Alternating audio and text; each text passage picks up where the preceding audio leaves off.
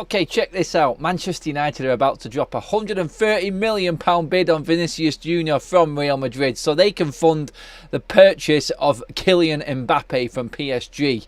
Hi, I'm Adam. This is Forever United TV. On this channel, we break it down straight to the point. We give it you as facts. We give it you straight, and we are straight talking. No messing around, no skirting around the edges. If you want to be part of that and get your United content straight to it, then do hit that subscribe button. Make sure you hit that bell notification button. Let's get into why Vinicius Jr will never see a red shirt, especially not a red Manchester United shirt. Let's get into it.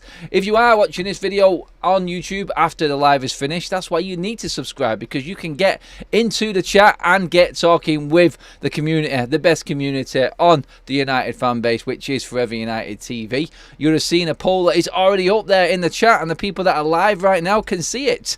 I'm asking the question, would you blow a whole summer budget on one player, even if he was world class?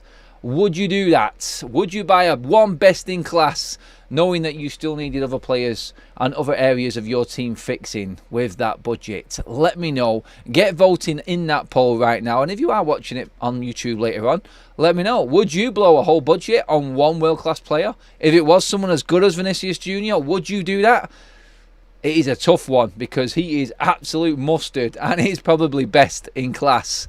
There isn't many better than him.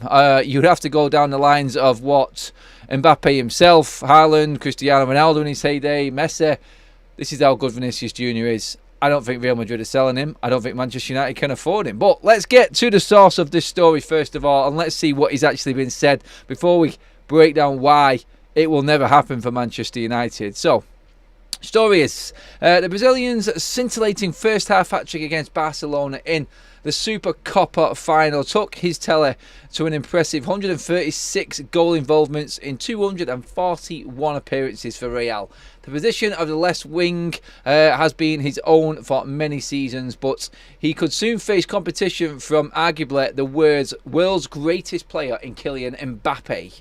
The Frenchman has long been linked with a move to Real Madrid and could sign a free transfer from PSG in the summer, although he would arrive with an eye-watering 600 grand a week wage demand. Ouch! That is what Real Madrid are looking at. And what the other part of the story says is Real Madrid may be forced to offload Vinicius Jr to sign Kylian Mbappe this summer. Manchester United poised to make a sensational move. That is bullcrap. I am telling you that straight away now. They go on. The bigger picture in big, bold writing.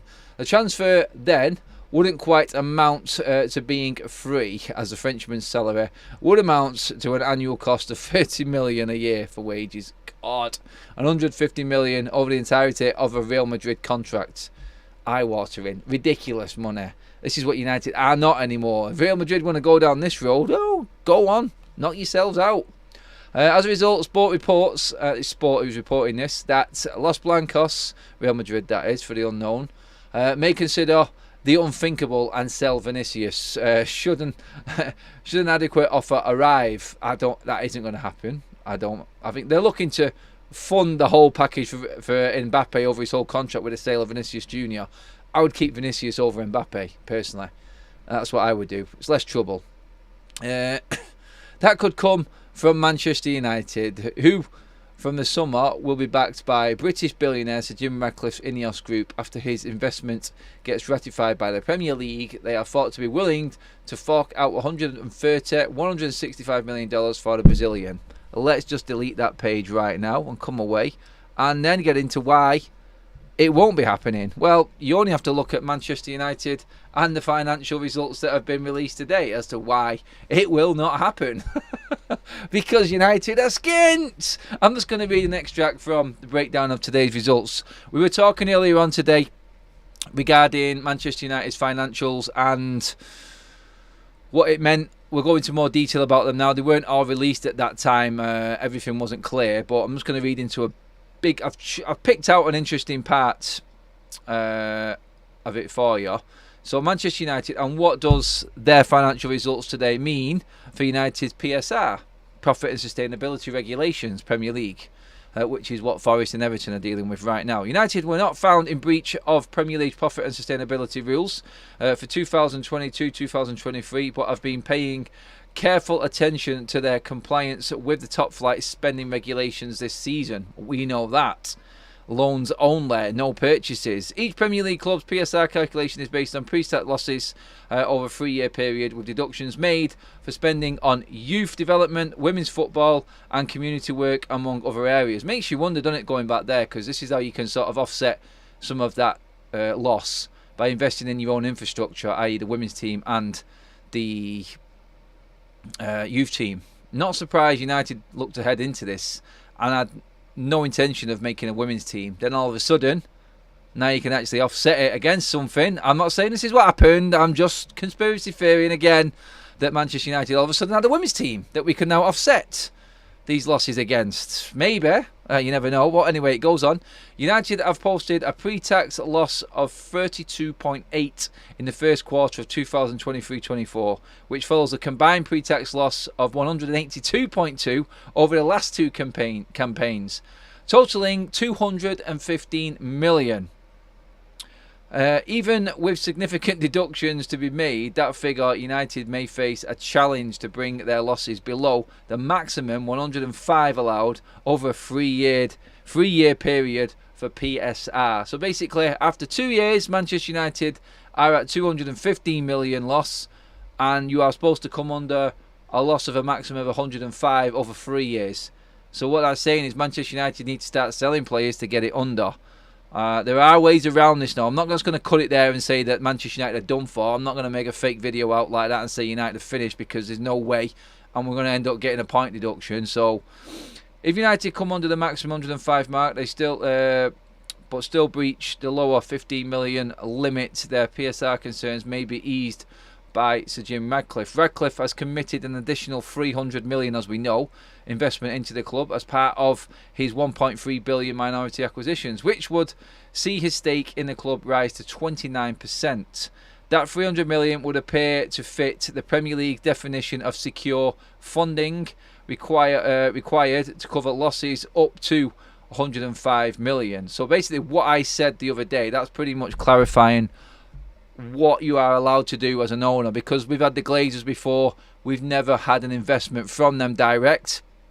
You are allowed to invest money into your club as an owner. The 300 million extra is what is going to float Manchester United through the next period of financial fair play. So this is why Sir Jim Ratcliffe coming in. Sir Jim Ratcliffe is the saviour for Manchester United, basically getting 10-point deduction going into the back end of this season. Manchester United will not be in Europe or have any chance of coming close to being in Europe if we did not get that investment from him. It's as simple as that. There's no way that Manchester United... Oh, by the way, we've also dipped another 100 million onto the company credit card as well in these reports. So that's another way of balancing the books, apparently. You can use your own company credit card, i.e. the credit facility that Manchester United have got, which we keep dipping into. It's what we spent all the money on Ten Hag's first pre-season buying all them players. It wasn't the club's money, we borrowed it. So that takes Manchester United's total borrowing over 730 million. So Sir Jim Ratcliffe's investment into Manchester United, that extra 300 million, is going straight into Manchester United's bankroll to actually balance the books for financial fair play, which is why it was stated the other day the investment coming in from Sir Jim is going to help Manchester United with financial fair play and possibly buy more players in the summer. How we balance this going forward, I do not know. We need to start performing a lot better and start dealing with acquisitions and dealing with transactions out of the club an awful lot better. I just wanted to get that out there now, as to say why Vinicius Jr will never be a Manchester United player. We would never deal with anyone again with them sorts of wages. I'm going to go into what Sir Jim Ratcliffe has been saying, some really good quotes from the meetings that he had as well around Old Trafford and Carrington, especially with the Musk group as well. Some great quotes from that. We've actually got some more news on what happened to the Qatar bid, just to balance this out here for everybody. I know there are Qatar bid fans in and everyone hating on Sir Jim, but there's some interesting reading regarding the Qatar bid as well right now. We've got a super chat in from Lee Mack. We need quantity as well as quality. Too many players to ship out. We need to be clever and make some smart signings. Galacticos doesn't work. Galacticos have never worked at United. That's a stance that I've had for a very, very long time. Long time. Please give the video a like, guys. Come on if you're liking that opening section there and how I broke down United's financials and why we're not buying Vinicius Jr. It's the biggest laughing story that you could find out there in social media right now, and sport world as well. Then do give the video a like, because I thought it was quite amusing when I seen it, and I thought, you know what, let's just make a headline of why we won't be buying Vinicius Jr. and let's completely hit the nail on the head and just completely kibosh this whole story and tell you for what it is, which is complete and utter crap. It is not going to happen. It is never going to happen, and we are never going to see a player like that come from Real Madrid to Manchester United ever again. Well, not while Sir Jim Ratcliffe's in charge, because we won't pay the wages. It's as simple as that. And for me, I haven't got a problem with that. I really haven't got a problem with that. The age of the Galacticos is gone. It's simple as. They can take Mbappe again if they want, but for me, the way that we are right now, in our situation, we need to be staying as far away from players like that as possible. We need to be finding the talent. We need to be making that talent at Manchester United. That's what we need to be doing. Take a breather, Adam. There we go. That is that opening 10 minutes. Absolutely smashed out the park. Also, we've nearly hit the 100 like mark as well within that 10 minutes. So, yeah, just a few away. Make sure you like the video. Thanks for that super chat as well, my man. Really good question. Good point, actually. Anthony Wisdom says, Adam, I can't see INEOS handing out that sort of money. They only own a small percentage of the club. Maybe if they were full owners, just a paper story, in my opinion. Pretty much like I said. Glad everyone is agreeing with me. Kaz says, Dad, I nearly cried before when I went to the bin outside. The lids were frozen shut. Completely irrelevant to what we're talking about. Come on, guys. Let's get organised. Let's get on with the real chats. Never mind frozen bins and everyone's trip to work and whatever it is. We talked about that all yesterday. It's done now. Mail says, Adam, who would you sign if a realistic summer transfer... who would you sign for a realistic transfer window? Summer transfer window. I think my targets were made clear yesterday. I think players like Branthwaite and Neves, players like this young up-and-coming talent. Do you know what? I don't mind Xerxes. This sort of player, I think, is where United are at right now. We're in no fit financial shape to even be looking at investing multi-millions on players. We need to be clever with what we're spending. I think this is the important thing for Manchester United fans to understand right now, that this and our transfer windows are just not going to be the same as what they was. You can forget about the era of Ed Woodward, Ole Gunnar Solskjaer, and like I said earlier on this morning in the morning show, why Manchester United are in the state we're in right now. Well, in Ole Gunnar Solskjaer's last transfer window, we bought 3 players in, which cost upwards of 120 million, and they were costing us 1.2 million a week in wages. Ouch! Them days gone for Manchester United. Absolutely finished and never to be seen ever again. And this is why Manchester United now are trying to cut their cloth according regarding financial fair play. They're trying to get around it. They're trying to be sensible and they're trying to be clever like everyone should be. Last thing we want to be tarnished with is that same brush that Chelsea and Manchester City are. So no, let's not even go there, shall we? T says, not looked at the detail, but sounds like you're talking about future, but notes haven't looked into it. Another conversation I've just jumped in on, sorry guys. Mr T says we should get that Marina. Oh, I can't even say that. Who used to be at Maria? Right, yes, Maria, the one who was doing all of Roman Abramovich's work. She was the mastermind behind everything that happened at Chelsea. Yes, you are right. She was at Chelsea as a director of football. She used to do great deals, buying and selling for cheap. I think this is where Manchester United are going to be, but with a different clientele. Not clientele, with a different team. I think we are going to be in that same boat where we need to be a lot cleverer with our deals. And I just can't wait for INEOS to actually take charge so we can see what they can do, because like I said it this morning. I said, like, it's great listening to all of this, great all the talk. We need to start seeing some walking. I just love hearing the noises coming out of what's been said. That's the most important thing out of all of this. And then we can laugh off now deals like this. Beforehand, we used to cling on to stories like this about Vinicius Jr. Remember, every single summer we used to hear Cristiano Ronaldo's coming back to Manchester United. United are interested in this player for 100 million. I don't know when the day will be ever and again. I think the inflation of football has stopped in terms of player prices. I think it's all coming down, the way that contracts are negotiated, wages now.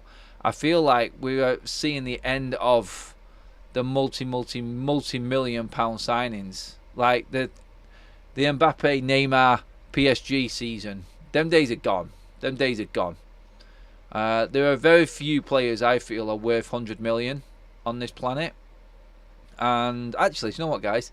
You let me know in the chat which players in European football right now, I say that with no disrespect to any other player in any other league in the world apart from Europe, because I do think the best is here in Europe. Is it anyone? Give me 5 players, everyone in the chat right now, give me your list of 5 players who are worth more than £100 million in world football. Taking their age, if you were going to buy them this summer coming, who is worth 100 million? So, for instance, you may think Kevin De Bruyne isn't worth it because he's entering his 30s. Take that into consideration. I'm giving you a bit of a task. This is what it's all about. And again, guys, if you are watching this if you are watching this video on YouTube after the live has finished, get voting. Give me your comments on that as well. Which 5 players are worth more than 100 million? Taking into consideration, it's got to happen this summer. Their contracts, their age, qualities, and everything like that. Let me know. See Leo saying Osimhen there. I don't think Osimhen is. I don't. Sim, don't take the mic. Come on, guys. You need to make it more than just one. Don't think of the obvious. This is a challenge for you. This is a challenge for you right now. Give me some names. Give me some names. Let me know who you think is worth 100 million. Because I don't think there is many. I think the days of them big signings are gone. Gone. Make sure you keep liking the video while you're at it as well, guys. A like and a comment. Like and a comment. Keep liking. Keep liking. And like I said, if you are just tuning in right now, I'm Adam. This is Forever United TV. If you want all of your United content just giving you straight with no messing, no bull, then this is the channel for you. Make sure you hit that subscribe button and the bell notification button. We are doing lives, daily, match day content and interviews, all sorts. And there is going to be something else coming up as well that we are working on behind the scenes, but I'm not going to give anything else away. But make sure you do hit that subscribe button. That is vitally important. It is. I'm just going to read through a few names here. I think Vinicius Jr. definitely is one. Bellingham, Haaland, yes, agree. NJ0, Saliba is nowhere near £100 million player. Go get your coat. Kane, not anymore. He's too old for me. He would have been 3 years ago, 100%, if he left Spurs at the right time. But I just feel Musiala, now there is an interesting one. Definitely on the border, on the cusp. I think Musiala is a fantastic player. I do. I love the guy. Is he worth 100 million? Oh, I think he's just below, personally. I don't think he's in the same league. Oh, no, you really are testing it now, aren't you, though? Mbappe probably is. Yes, agree with that. MT, shut your mouth.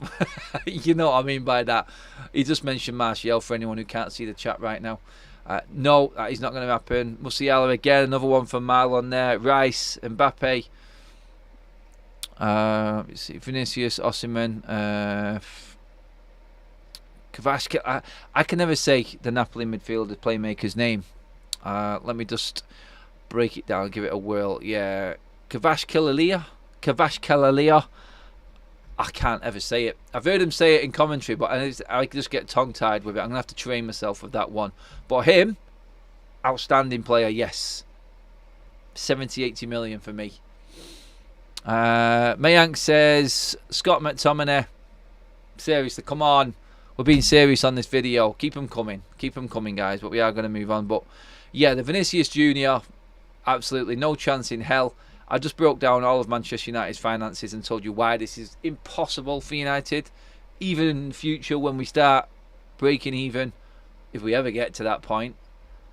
Then no, it just is a million miles away and some more.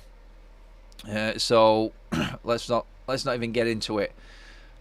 We're just going to tell you exactly how it is, and it's that way. It's never.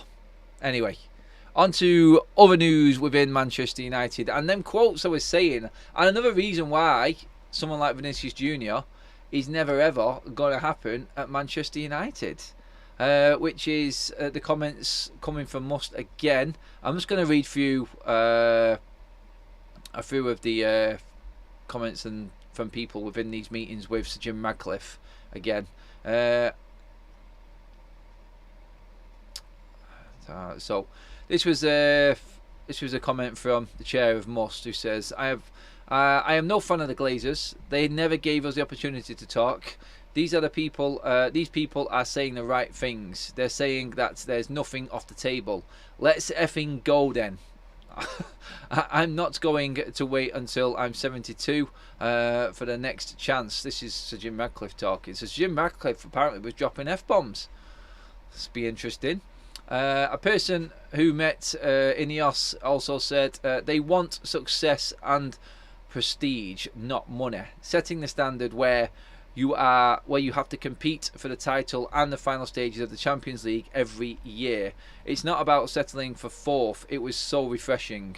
Again, music to every United fan's ears, or should be. It is just talking. I'm going to keep saying that, so don't pull me out on it. Don't hang me out to dry on it, but it is just talking still. Another person who met INEOS said it was so different from anything we've heard from the Glazers. Football first, decision making based on what will bring sporting success, not which will generate income. INEOS wants to not necessarily sign Galacticos and big names, but exciting and young dynamic players. They want to combine with a strong leadership and a vision and purpose from the managers and captains. Everything they said was very exciting. That was the words from Must again. So Must getting a little bit excited about what was said in the meetings. I think if you've been dealing with the Glazers for 2 decades, then anything is going to sound exciting. It is. It's all in the walking, like we said. And we'll keep on talking about when that day comes, which is next month, when INEOS do take full charge of the sporting side of things. I think that's the exciting time for Manchester United fans. That's what we need to start looking towards. And I think the words coming out there and the encouraging words from Sir Jim Ratcliffe, it just seems like he's going in. And we was laughing and joking about this before with Kazmi. It's like he's just going in and saying, like, he don't want to care now. He just wants to blow the rest of his money on what he's got and just make Manchester United great again. By the time everything's done and the whole plan's in place, Jim Ratcliffe's going to be in his late 70s, for God's sake. So for him, if he wants to see success, then he does really need to put everything he's got into Manchester United. He has said before in other comments and the meetings that have gone on that it's not about money for him. He makes plenty of money in his day job. This is about bringing Manchester United back to the top again and being successful. So this is the important side of things for all Manchester United fans, I feel. And I want to see what happens when they take charge now. I mean, I'm listening to everything and I'm going, I like it. I like all of it. I think it's what we needed to hear. But again, let's do some walking as well. We talked this morning, if you've not had a chance or you weren't in the show this morning, we talked about Manchester United's new training ground, where they're looking to completely redevelop a golf course and use the land of that golf course in the Knutsford area, which is close to Cheshire, to be Manchester United's new training ground, which will be very, very interesting. And like I said, if they were going to commit to that, that training ground would have to be the best in the country. Otherwise, it's pointless doing it. Why would you say that Manchester United, you want to take Manchester United all the way back to the top and then not develop a training ground which is better than Spurs, Arsenal, City's? Has to be better than all of them.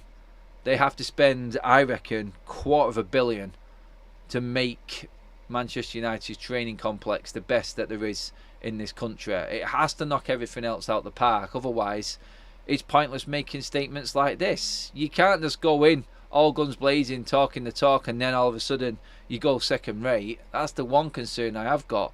Let's not make this happen, please, INEOS. Let's just back ourselves up, back what we've said, and actually make sure we are the best in that side of things.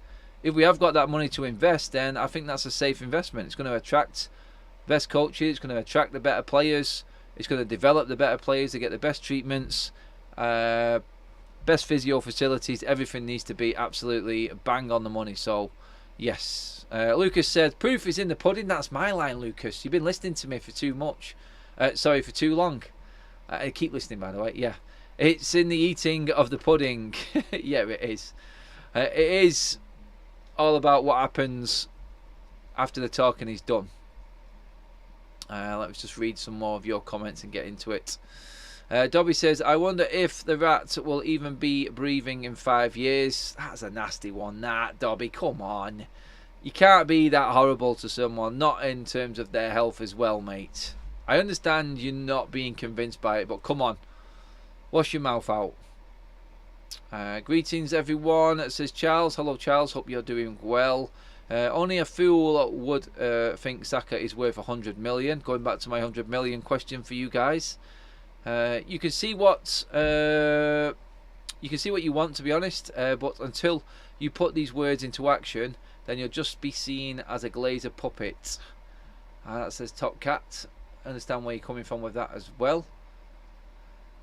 If they do make Manchester United better, what is everyone going to say who didn't think that Sir Jim Ratcliffe was going to be the man to take Manchester United forward?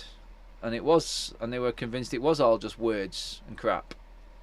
It's the Cheetah. What's up, Adam? What's up, crew? I hope you're all well. Hope you're good as well, my man. Let's get into a few more. Daz Salford. It's definitely about the money with Sir Jim Ratcliffe. Why would you blow loads of money on a club you don't own? With rat emojis. Daz is not having it either. Say Anthony Wisdom says we need major investment in our playing squad, training facilities and stadium. How long will that take? A very long time.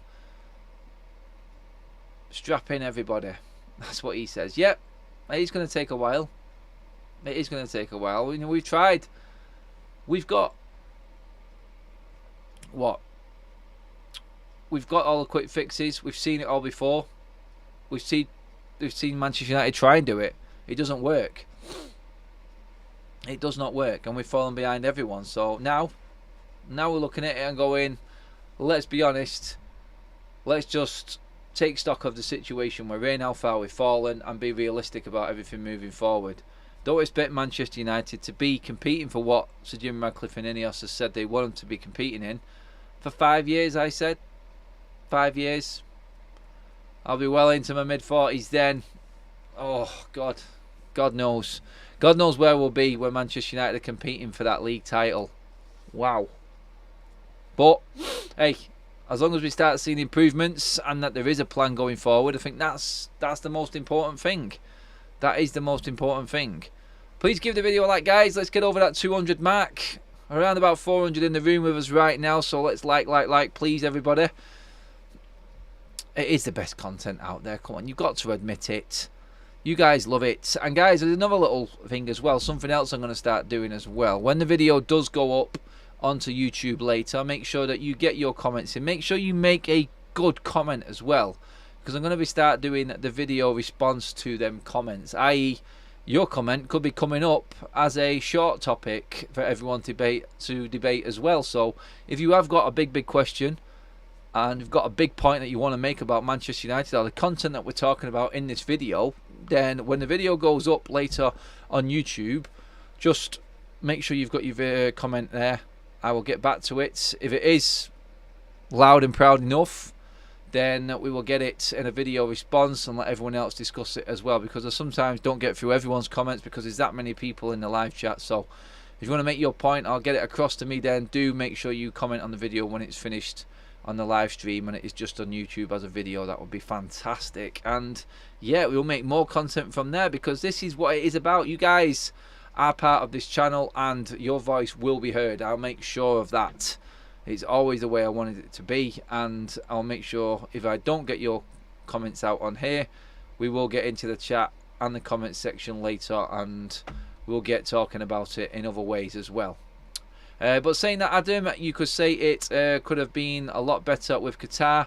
They clear all debt. Mr T, thank you for bringing that up, and what we are talking about next. So, in terms of everything, the SEC filing today has definitely opened a few eyes.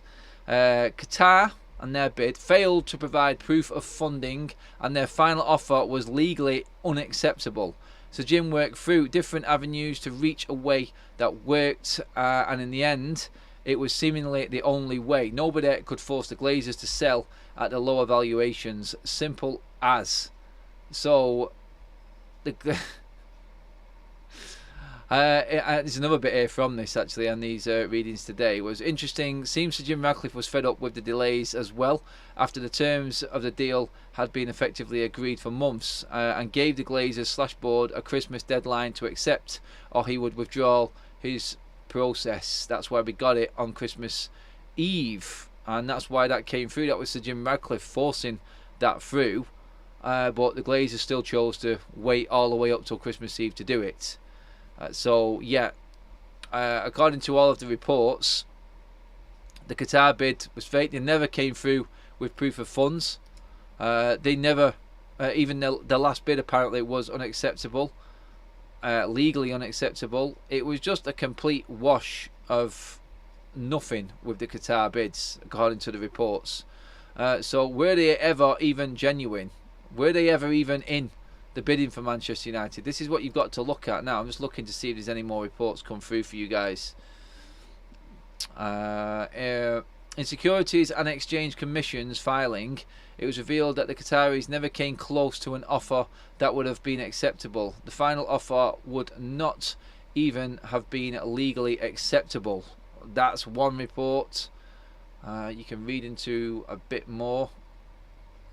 I actually got another story. I think it was Ben Jacobs who was talking about this as well. Sheikh Jassim formally withdrew on October 15th, 2023. Qatar bid consistently failed to provide customary financing commitment letters throughout, and there is no mention of a pledged investment. Several sources close to the sale have said repeatedly that the reality of Qatar's offer did not match the PR.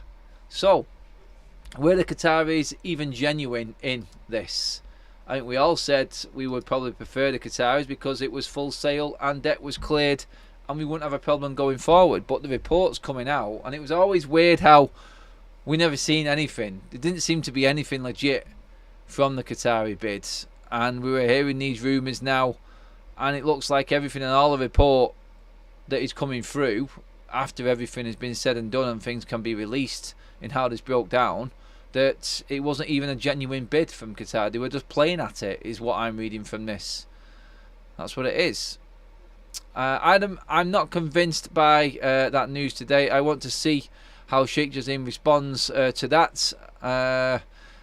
SEC is an American institution. Wouldn't put it past them to put spin on the story to make the Glazers look good. Dobby, mate, you can keep bringing it down as much as you want, pal, but at the end of the day, Sheikh Jassim and how he responds, I don't think he will. He never really responded to anything, did he, mate? That's the problem we've had with it. It just never, we never seen proof of anything from him. It wasn't genuine by the look of it. It just looked like it was all just played at, like they could come in and just make it sound like they were willing to buy Manchester United, but ultimately they were never anywhere near it. And that's the problem in all of this. They were never really convincing. The only person that was there or actually showed his face or was physically there and looked interested was Sir Jim Ratcliffe. Even the other investors, of which there were apparently 10 options for the takeover, well, not so much to take over, but just to invest into Manchester United, there was only him that really came out. You had the money to buy Amrabat, and here you are about a Galactico trying to work out a bigger clown. United or United fan channels deluded. Well, City badge man, whoever you are, I know you're a member as well. Maybe read or actually listen, and then you might understand what we're actually talking about before you make a silly comment. But yeah, you got that completely wrong. Just have a little watch back at the start of the video. That's all you need to do. Chris says it's applied to keep the Class A shareholders from adding them. Alien Tenor says, yeah, if Qatar has all this wealth, then paying crazy money to buy United was never a problem. Well, this is it. It's only worth what someone's willing to spend at the end of the day, like any walk of life. So I just don't. I've never seen anything concrete from the Qatar bid. As much as I wanted Full Sail and thought they had the better bid on paper, we just don't know. We don't know. The only reality we've got is Sir Jim Ratcliffe really wanted United. He showed his face. He worked in a way that was going to be agreeable for the Glazers. And now we've got a better situation, possibly, if everything he says comes true, than we had before. And I'll go back to it and I'll say it again. Only if the talking that he's doing actually turns out to be the same in the walking aspect of things. So there we go. Up. Oh, top of the league man's back. You constantly name drop, as do other United channels. It constantly tells you the truth, is what I'll say, mate. It says why Manchester United will never buy Galacticos. Listen, look, read, learn, is what I'll say. Let's get into a few more. Where else are we? I had seen someone else's comment there before and I seem to have lost it. I'm sorry. The Muppet Show says, I wanted Full Sail, but I'm glad United isn't associated with Qatar. This was the whole debate going back when, wasn't it? I mean, I can still remember that day, like, when it all broke. And I was like, I just thought it was the end of the world. I won't hide away from what I said on the day. So Jim Ratcliffe has to do the world's biggest PR stunt to convince any United fan that his money is definitely going to take United forward, and then prove it with the investment into the club. I don't know how it works. I just thought Sir Jim and the Glazers together was a nightmare. But the way that Sir Jim's talking and the way that the sporting side of things is being dealt with, we need to give it a chance to see if it does work. And like I said, if Sir Jim fails, then United have failed, and I think we are completely doomed. I don't know where the Glazers will go if Sir Jim fails. I really don't. We talked before about the financials and how the commercial side is working. How can you generate such massive revenues and still not meet financial fair play or PSR? It's just the way that Manchester United run and way we do business. And why I was so miffed off about even little deals like Alvaro Fernandez this morning. How we only got 5 million if Benfica want to buy him. We could have at least got 15-20 million out of that deal. We really could, but we failed to do it. We've got a buyback. It's not the end of the world, but this is what I mean. If you add 10 and 15 million to these deals like we should have been doing, then all of a sudden we've got a little bit of money. It's not as bad. The deficit isn't as much. We're just absolutely useless at selling players. Lewis says, yeah, come on, Jim, you can do it. Maybe you're right, Adam, about Jim being the most interested. Well, he is the most interested, Lewis. He's made it clear. He's pumped up the money to get in and deal with the Glazers as well. So that takes a massive commitment on its own. I don't think he personally wants to deal with the Glazers. I think he wants to run everything himself. But for Manchester United, he wants to run the most important part, which is the success on the pitch, which I think we have to take as a massive positive anyway. But we've gone over 200 likes as well, guys. Thank you so much. That is excellent stuff. Kaz has just put another quote in there, which says, in Securities and Exchange Commission's SEC filing, it has been revealed that Qataris never came close to an offer that would have been acceptable. The final offer would not even have been legally acceptable. That was a quote coming from all of the findings today in the SEC. So yeah, that's where we're at with what was happening. Buying high profile players, going down routes that's not working before, says Stu.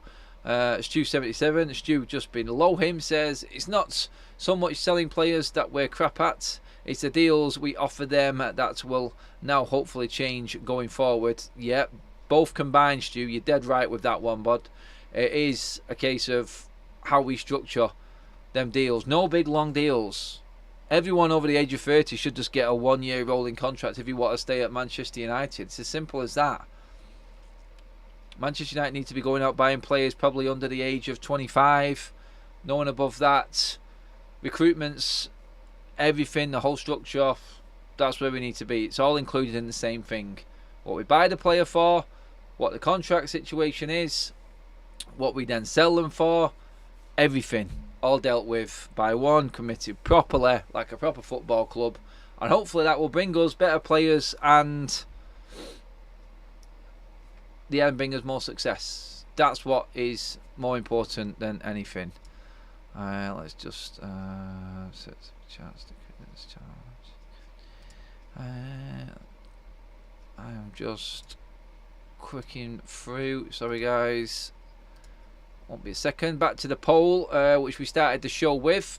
Would you blow a summer budget on one player if he was world class? I'm going to close that poll right now. 24% said yes. 76% said no. Just ignore how YouTube has got their sums done there. If you listen to YouTube, it's only 99%. I don't know how that happens. It does it every time. But yeah, cheers for voting on the poll, everybody. That's fantastic just to see where you guys are at. I could gauge really where this United fan base is right now in terms of it's it's just wanting real football structure more than anything. The Galactico days are gone. We're not bothered for big signings anymore. Chris says the SEC doesn't work like people are trying to say. Anything in the SEC is filed by the company's owners, and whatever is in that filing is what is that owner's words. Well, we still didn't see anything from Qatar, did we? This was the thing, Chris. No matter which way it's spun, like some people are saying, it is just pure spin and PR to make Sir Jim's bid look better. Could well be, but we deal with the facts, and the facts are, where the hell was Sheikh Jassim? Where was that confirmed bid? Why was nothing ever clear as day with the Sheikh Jassim bid side of things? That's what I had the problem with at the end of the day. It just never looked like it was going to happen. It just seemed to go further and further away as the whole process went on. And there was only one man who was never present, and that was Sir Jim Ratcliffe. So it looks like he was the one that was more interested than anyone else. And he made it work for him because he had to get into bed with the Glazers. NDA Adam for Qatar, I don't know, mate. End of the day, I don't want him to come out and say anything right now. I don't need him to, because they didn't pump up the money.